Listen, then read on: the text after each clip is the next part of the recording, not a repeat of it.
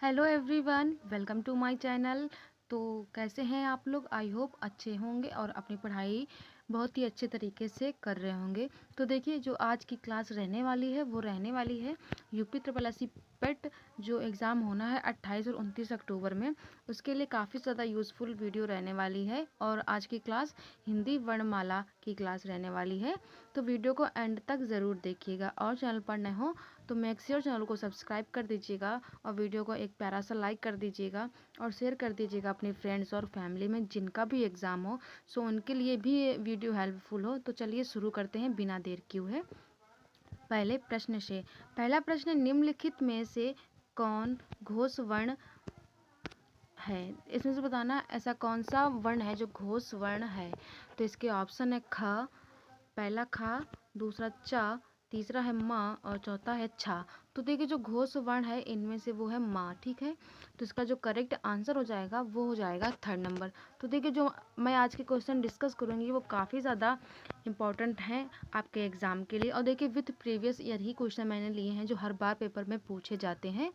तो चलिए अगला प्रश्न देखते हैं। अगला प्रश्न है, निम्नलिखित में से कौन वर्ण व्यंजन नहीं है? इसमें से बताना ऐसा कौन सा है जो वर्ण व्यंजन नहीं है, यानी कि स्वर है। तो इसके ऑप्शन है ख, दूसरा है च, तीसरा है माँ और चौथा है बड़ी ई। तो देखिए, इसमें साफ साफ नज़र आ रहा है, तो जो बड़ी ई होती है ये होते हैं स्वर, ठीक है। बाकी ये व्यंजन कहलाते हैं। तो जो इसका करेक्ट आंसर हो जाएगा वो हो जाएगा फोर्थ नंबर, बड़ी ई व्यंजन नहीं है, ठीक है। चलिए आगे देखते हैं, आगे बढ़ते हैं। अगला प्रश्न क्या है? अगला प्रश्न, निम्नलिखित में से कौन सी ध्वनि ओष्ठ नहीं है? फिर से प्रश्न को रीड करेंगे, निम्नलिखित में से कौन सी ध्वनि ओष्ठ नहीं है? तो इसके ऑप्शन है प, ब, म और ता। तो देखिए, ओष्ठ मतलब नहीं है जो ओष्ठ से उच्चारित नहीं होते हैं। तो देखिए, आप लोग बोल के देखिए इन ऑप्शन को। पा मतलब पास से जो उच्चारित हो रहा है वो ओष्ठ से उच्चारित हो रहा है, बा भी उच्चारित हो रहा है और माँ भी उच्चारित हो रहा है। आप ओष्ठ के बिना मतलब होंठ के बिना आप ये शब्द नहीं बोल सकते हैं। आप लोग बोल के देखिए, नहीं बोल सकते हैं, ठीक है। तो इसका जो करेक्ट आंसर हो जाएगा वो हो जाएगा ता, ठीक है। ता में कोई भी ओष्ठ का रोल नहीं है, तो इसका जो करेक्ट आंसर हो जाएगा वो हो जाएगा फोर्थ नंबर। चलिए आगे बढ़ते हैं। अगला प्रश्न क्या है? देखिए, बहुत ही इंपॉर्टेंट क्वेश्चन लिए हैं मैंने। और अगला प्रश्न क्या है? निम्नलिखित में से नासिक के व्यंजन कौन सा है? इनमें से बताना है ऐसा कौन सा जो व्यंजन है वो नासिक के व्यंजन है, मतलब नाक की सहायता से बोला जाता है, नासिक के है, ठीक है। तो पहला ऑप्शन है प, दूसरा है ड़, तीसरा है म और चौथा है ता। तो देखिए, जो नासिक के व्यंजन है, देखिए प्रत्येक वर्ग का जो पंचम अक्षर होता है वो नासिक के व्यंजन कहलाता है, लास्ट वाला, ठीक है। प्रत्येक वर्ग में 5 अक्षर होते हैं, क, ख, ग, घ और इया। जो लास्ट वाला अक्षर होता है वो नासिक के व्यंजन कहलाता है। तो इसका जो करेक्ट आंसर हो जाएगा वो हो जाएगा ड़ा, ठीक है। तो इसका जो करेक्ट आंसर हो जाएगा वो हो जाएगा माँ। चलिए आगे बढ़ते हैं। अगला प्रश्न क्या है?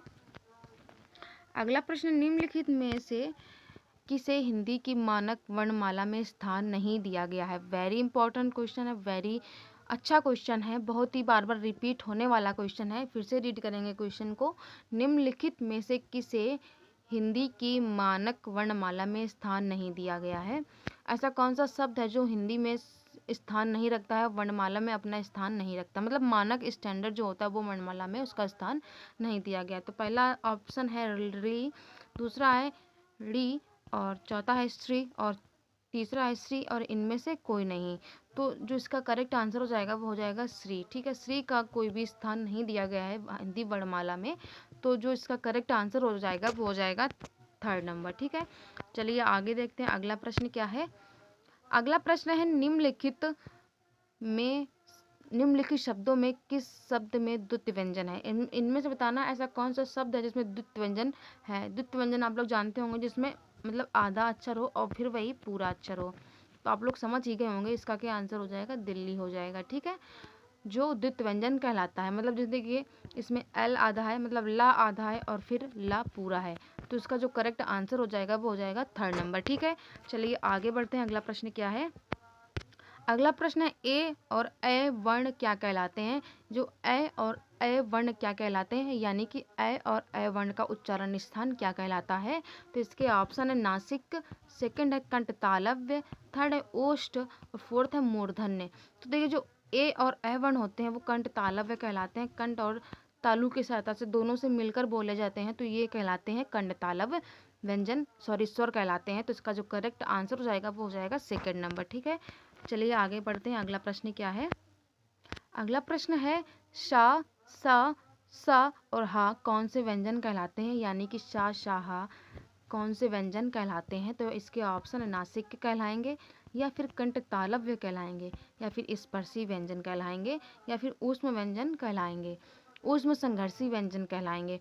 तो देखिए जो इसका करेक्ट आंसर हो जाएगा वो हो जाएगा फोर्थ नंबर, सा, सा और हा। मतलब जो 4 ऊष्म व्यंजन कहलाते हैं ये होते हैं शा, शा, सा, हा, हा। ठीक है, तो जो तीनों शा होती हैं और हा हल ये ऊष्म व्यंजन कहलाते हैं। ऊष्म संघर्षी, इनको जो बोलने में ऊष्मा ज़्यादा निकलती है, ठीक है, संघर्ष ज़्यादा लगता है, तो इसलिए ये ऊष्म संघर्षी व्यंजन कहलाते हैं। तो इसका जो करेक्ट आंसर हो जाएगा वो हो जाएगा फोर्थ नंबर। ठीक है, चलिए आगे देखते हैं। अगला प्रश्न क्या है? अगला प्रश्न है छा ध्वनि किस स्वर के अंतर्गत आती है? देखते हैं अगला प्रश्न क्या है। अगला प्रश्न है छा ध्वनि किस प्रकार के अंतर्गत आती है? मतलब जो छा ध्वनि है वो किसके अंतर्गत आती है? तो ये मूल स्वर के अंतर्गत आती है, या फिर संयुक्त वर्ण के अंतर्गत आती है, या फिर घोष वर्ण के अंतर्गत आती है, या फिर तालव्य व्यंजन कहलाता है। तो देखिए जो छा ध्वनि होती है वो 2 शब्दों से मिलकर बना होता है, तो ये कहलाता है स्वर्ण संयुक्त वर्ण, यानी कि 2 शब्दों से मिलकर यानी कि संयुक्त होकर मतलब ध्वनि बनी होती है। तो इसका जो करेक्ट आंसर होगा वो हो जाएगा सेकंड नंबर। ठीक है, चलिए आगे देखते हैं। अगला प्रश्न क्या है? अगला प्रश्न है ज्ञा वर्ण किन वर्णों के संयोग से बना है? तो देखिए जो ज्ञा है ये भी एक संयुक्त व्यंजन है, तो ये किन वर्णों के संयोग से मिलकर बना है? तो इसके ऑप्शन है जा प्लस ना, सेकंड है जा प्लस इया, थर्ड है जा प्लस था, और फोर्थ है जा प्लस था। तो देखिए जो ज्ञा बना होता है वो बना होता है आधा जा और इया से। तो इसका जो करेक्ट आंसर होगा वो हो जाएगा सेकंड नंबर। ठीक है, चलिए आगे देखते हैं। अगला प्रश्न क्या है? अगला प्रश्न है निम्नलिखित में से अघोष वर्ण कौन सा है? तो बताना है इनमें से ऐसा कौन सा वर्ण है जो अघोष है। तो इसके ऑप्शन पहला है सा, और दूसरा है जा, और तीसरा है हा, और चौथा है बा। तो देखिए जो इनमें से अघोष वर्ण है वो कहलाएगा सा। तो इसका जो करेक्ट आंसर हो जाएगा वो हो जाएगा फर्स्ट नंबर। ठीक है, चलिए आगे देखते हैं। अगला प्रश्न क्या है? अगला प्रश्न है घा का उच्चारण स्थान कौन सा है? तो बताना है जो घा का उच्चारण है वो किस स्थान से होता है। तो पहला है तालु से होता है, सेकंड है कंठ से होता है, थर्ड है दंत से होता है, और फोर्थ है मूर्धा से होता है। तो देखिए जो घा का उच्चारण स्थान है वो होता है कंठ से। तो इसका जो करेक्ट आंसर हो जाएगा वो हो जाएगा सेकेंड नंबर। ठीक है, चलिए आगे देखते हैं। अगला प्रश्न क्या है? अगला प्रश्न है निम्नलिखित में से संयुक्त व्यंजन कौन सा है? इनमें से बताना ऐसा कौन सा व्यंजन है जो संयुक्त व्यंजन कहलाएगा। देखिए जो संयुक्त व्यंजन होते हैं वो 4 होते हैं संयुक्त व्यंजन, और इनमें से बताना है कि इनमें से संयुक्त व्यंजन कौन सा है।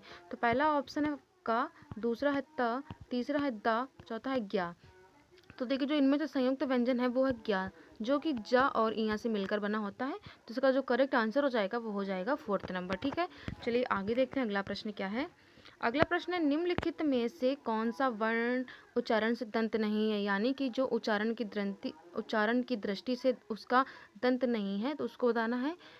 तो इसके ऑप्शन है थ, त, ब, ना। तो देखिए जो इनमें से ऐसा कौन सा ऑप्शन है जिनका उच्चारण दंत से नहीं हुआ है?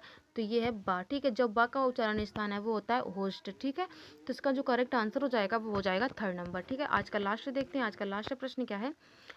आज का लास्ट प्रश्न है निम्नलिखित में से अमानक वर्ण कौन सा है? तो इनमें से बताना इनमें से कौन सा है जो अमानक वर्ण है।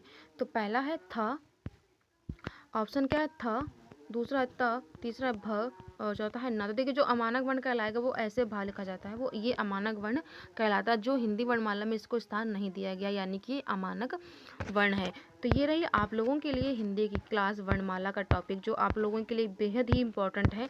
अगर आप किसी भी गवर्नमेंट एग्जाम की तैयारी कर रहे हैं, लाइक यूपीपी कांस्टेबल हो गया, जो हाल ही में वैकेंसी रिलीज़ होने वाली है उसकी, और इसकी मैं एक जानकारी लाऊंगी यूपीपी के लिए कौन कौन सी क्वालिफिकेशन चाहिए और क्या क्या पढ़ना, जिससे आप फर्स्ट अटैम्प्ट में भी यूपी पुलिस को अपना क्लियर कर सके। और एसएससी जीडी के लिए भी जो वैकेंसी रिलीज़ हो गई हैं और उनके ऑनलाइन होने हैं, ठीक है, नवंबर में। तो जिन भी एग्ज़ाम में हिंदी आती है तो उनके लिए काफ़ी ज़्यादा यूज़फुल रहने वाली वीडियो, स्पेशली यूपी पेट हो गया तो उसके लिए काफ़ी ज़्यादा यूज़फुल रहने वाली वीडियो है। तो चलिए मिलती हूँ अगली वीडियो में, और क्लास को शेयर कर दीजिएगा अपने फ्रेंड्स और फैमिली में जिनका भी पीएटी का एग्ज़ाम होना है। सो उनके लिए भी ये वीडियो हेल्पफुल हो। तो चलिए मिलती हूँ अगली वीडियो में ऐसी ही वीडियोज़ के साथ, तब तक के लिए बाय।